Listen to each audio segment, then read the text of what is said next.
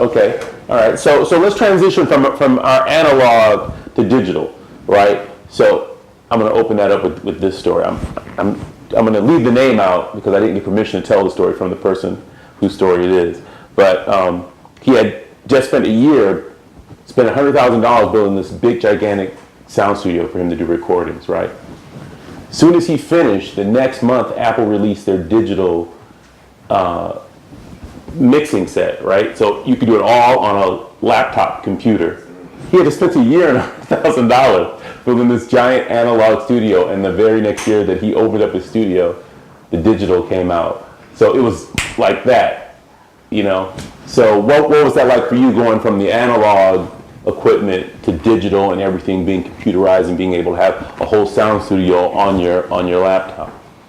Well, we had already been basically collecting, so when it did cross over into that, it was basically who knew what to teach, because all our stuff was always, if we had 6 producers, we had 1 producer that taught, and it went down the line. Right. So as technology evolved, so did we try to evolve. Especially once you find out, oh, we can put this on here, and now we don't need all of this that we have in here. Like I told a few young fellas, y'all can make an album right here in the barbershop with a laptop and a microphone. And they looked at me like I was crazy. And it's like, you don't even understand what you have at your fingertips. Right. The stuff that we didn't have. So when we were able to gain it, it was like, yes, we already have a keyboard. We already have turntables. We don't have to go to the studio no more. We can just get this.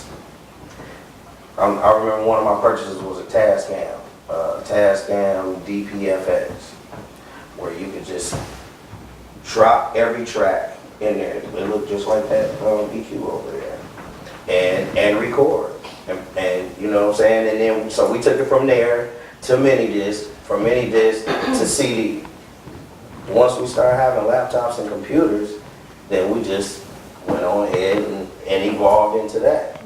There was always somebody that was a bookworm. Somebody knew something. Somebody was a techie and a geek and ready to get into it. Somebody knew how to hear the sound. Somebody knew how to do this. So, and we had enough people in the group. How many people in the group? Man, a whole lot. Yeah. I don't know all of them. Yes. So the advantage of working as a collaborative versus competitive paid off. I mean, for us, but it can still work that way if you had that determination. If you got your mindset on it, like Cliff knows saying, him going into the studio made him want to keep going back into the studio. If you're a producer, a DJ, or whatever, and that's what you want to do, they gonna find those things, or you know, that's coming out. Oh, MP came out. What is that? A drum machine? Bet. I need to see how I can get that, especially once you see somebody use it. Right. So what was that like for you, the democratization of being able to create? It got more organized.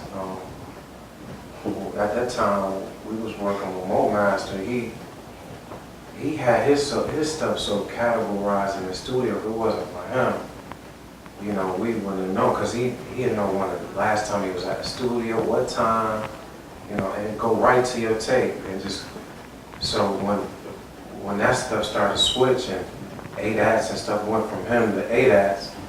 ADATs was $30 a piece, you know, it was expensive to make sure you had the song matching up with the vocals, with the beat. So when it started getting to the computer, it was just, you just had to make sure you had your files. You know, I still got ADATs, beats and songs I just never pulled back up, because the studios don't really have that stuff. So like some of that stuff is just extinct. But then you got some of those studios that's like pack rats, and they got every. Yeah. You can go back 20 years, yeah, and they have equipment in there for you. So what you came along in the digital, or did you start off with analog? I started off with, you know, ADATs and stuff like that. So the digital, I mean, as a consumer, I wasn't really working in the studio recording other than on the microphone. So I was glad to be able to not have to buy ADAT tapes and all that and have my stuff on CD when I leave the studio. You know, that changed the game dramatically for me. I'm like, yeah, I mean, especially to the point where it is now, where you don't even have to leave the crib. to get the whole album done and out to the world. Like I can put this out and not leave home. Like labels. Mastering knowledge and then boom. Yeah, like labels make no sense at this point. Yeah, that's how they deal with it. Sitting on their ass and just pressing buttons. Yeah. Yeah, I never complain about that upgrade because man, I do not miss having to buy ADATs and all that crazy stuff. It take forever to get the session done, so you paying about an hour. So yeah, it just made everything affordable.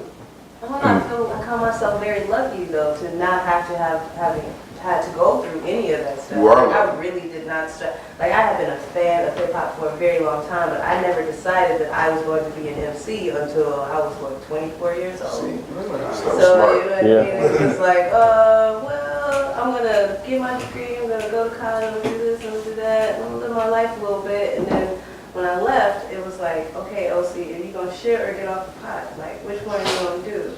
And so then it was like, okay, all right, cool, all right, and then jump right into the, rapping. But where I had to work was really on stage. It was on stage, and then because once I really heard myself on a recording. Like once I was able to you could just go in there and the engineer just play it right back for you, and I could hear myself. I was like, oh man, you sound terrible. It made me have to work. So I'm very lucky in that I was able to just have somebody press play for me, and I could hear where I needed to work, what needed to change, how I needed to do it. So it gave me a level of confidence that I don't think I would have had if I started rapping at 14. But I mean, I've been writing since 15, but like MCing, like really like perfecting your ethic, and your execution and your enunciation and what you want to say and how you want to say it and your style and your voice and all that, like really practicing and perfecting that. If I had to do that in analog, I don't think I could have made it, y'all. It's expensive. It's expensive. It's expensive, yeah. So what was that bridge crossing for you like? Well, to be candid, I started out as a rapper, and honestly, it was a writer from the Detroit News named Daryl Dawsey. Okay. Yeah. And Daryl Dawsey, I gave him my cassette. He was like, "Man, you're whack." and I mean, no, but then it was a blessing because, for one, he became my mentor in terms of my being in the music business. Okay. And then I started managing Proof at 17 years old. If I was being a rapper, I wouldn't. So I switched from being LL Cool J as being a role model to Russell Simmons, and then I was blessed to Daryl Dawsey. He's still one of my mentors, and he introduced me to Sean P, who I first interned, and that's why first taught me the music business game, and till this day I'm still in music business. And it's been a wild ride, but so that was my kind of transition into that. Yeah, so I hear a lot of not just being an entertainer in front of the microphone, but also the business access behind the microphone, like being producers, owning your labels, all that kind of stuff. What was hip hop the first musical genre to allow that access level for just the common persons that I want to do this and go out and do it? Yeah, I think How do you feel about that? Yeah, because it almost like, when you see, Zayna, I know she's very humble, but she's a leader. And like R.J. Watkins was leaders. Because, it was even like to a certain degree, Steve Soul Food was a leader. And that's why that's why I never really left this town. It's not even about black and white. It's just about these are our heroes. We could say, you know what? We can be a business people because we had these people. I do analytics, and it was so many record stores in Detroit that were black owned. And it was like you would go and see, okay, Chantanix is black owned. Damon Records on the west side. Right. It was empowering to see I can do this. Like if I grew up in Omaha, everything would kind of be monolithic. Like, oh, I can't dream that dream. Right. But people like Zayna, you know, they made us see that dreams are possible. But by having those role models at your fingertips that you can go and talk to and touch and see, Exactly. being visible, cultivated an entrepreneurial spirit in the hip hop community in Oh, Detroit. most definitely. Right. Most definitely. Oh, yeah. I wanted to be Maurice Malone the Right. second I walked in the hip hop. I gotta have one of these. Yeah, no doubt. Yeah. Okay. I think that was also true for the techno DJs that came through. Right.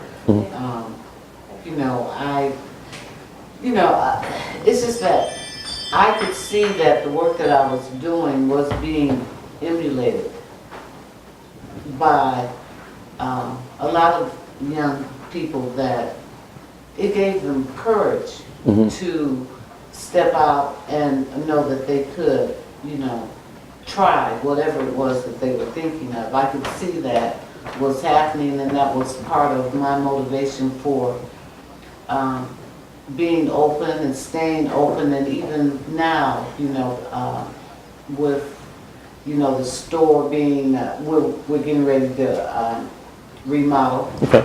But we've gone through a lot of changes with new owners and everything, but it was important for me to be downtown and to be open. I mean, sometimes it's a simple thing as, oh, Zana, I still got my cell phone, but I gotta go to the courthouse. Can I leave it here? And Right. you have to know someone that you can get that type of service from and feel comfortable. And, when you come in the store, there's a bit of comfort because, we relate to one another, because we're all from the same place. Right. Okay. Okay. Yeah. Anything you want to add? Same here. I mean, she inspired us. I mean, we were young, just seeing us trying to mold ourselves around Russell Simmons and Maurice Malone selling t-shirts out of his trunk. He had an ice cream truck, promoting music as well as selling ice cream. And it was just to where every other store you go to was some type of black owner, inspiring us young, so that's what Russell Simmons, it was like LL Cool J or Russell Simmons, so, it was either or, so we had to learn, kind of both of them. If the rap stuff didn't work out for you, Yeah, the business you department. go on trying to run your own business. It's just learning how to do consignments and stuff like that. I learned that young, just watching, just say, okay, when you front somebody some work, how we mark it up, you know what I'm saying? Right. So, us trying to sell mixtapes at our spot, and, things like that. Maurice Malone had the hip hop shop and all that. You learn young just to see how that materialized and kept materializing. You see Biggie wearing the stuff or Aaliyah wearing the stuff. He's on the block, with us now. And, things like that. Just, in New York they had a lot of similar stores to Zana's, but for us to see it, Spike Lee had his 40th. Yeah, you. Yeah. Just to see that with Zana, you say, man, I can go down here and get me something. I just seen her do the right thing, and she know how to get it. She know how to order it. She know how to get it from New York. She go to New York. This is how. Yeah. It was like, man, she go to New York. That was our whole thing. Like, so that was the inspiration, from her. And there's so many like her. Cliff from Bio Right is one. Yeah, Yeah, he black owned. They did a lot of the Cosmic Art stuff in the basement over there. Music. He's still trying to hold on to his business now. Right. It's a lot of that scattered through the city. People still holding on. Yeah, They had black-owned little businesses. Yeah. Tanique, still What was your entrepreneurial? Maybe just as far as inspiration is like I'm hearing the business side and stuff. At the beginning, I was more MC. I'm not super business yet. I'm trying to learn, but it was MC. So it was seeing people like The Box on The Box, and you know what I'm saying, Detroit's Most Wanted, and seeing those Detroit MCs on TV.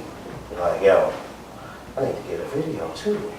And then, you know, for me, I think when it hit, you know, you knew like, oh, Detroit, okay, here we go. When Boss hit, Boss was with Def Jam, and you affiliate Def Jam with Russell Simmons, and you like, that's Detroit. Period. And it comes to the point. Like I can be in a movie, and if I know it's made in Detroit, when I see that spot or that corner, I'll be in a movie like Detroit. That type of thing. You got Boss getting on with Def Jam, and then like it would keep going and keep going, and then like when I thought it really hit again, you know, it would keep hitting. It was Breed and Tupac, and you're like, our people, we out here. We like them, but like you say, there's so many of us that get passed over. But the emergence, it constantly grows. Motor City, baby. Okay.